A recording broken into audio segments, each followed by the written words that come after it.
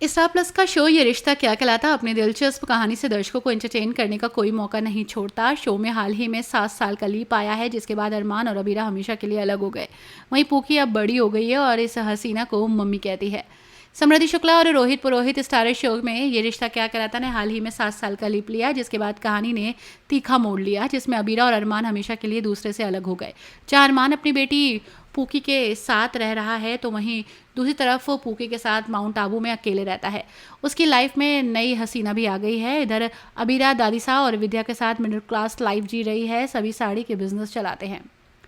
ये रिश्ता क्या कहलाता कि आने वाले एपिसोड में अबीरा अपनी बेटी को बहुत याद करती नजर आती है। पूकी के जन्मदिन पर वो अपने घर को सजाती है, उसकी याद में केक काटती है। पूकी की बचपन की तस्वीर को अपने दिल के करीब रखते हुए अबीरा रो पड़ती है और सवाल करती है कि उसके जीवन में क्या गलत हुआ, जिसके कारण उसे अपनी बेटी से अलग होना पड़ा।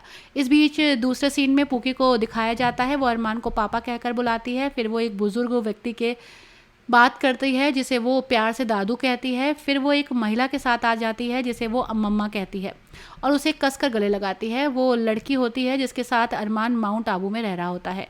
ये रिश्ता क्या कहलाता कि बीते एपिसोड में दर्शकों ने देखा कि कैसे अरमान ने अबीरा के गुम होने का सारा इल्ज़ाम अबीरा पर लगा दिया। उसने यहाँ तक कह दिया कि उसे अपनी बेटी की परवाह नहीं है और वो उसके साथ सुरक्षित कभी नहीं रह पाएगी।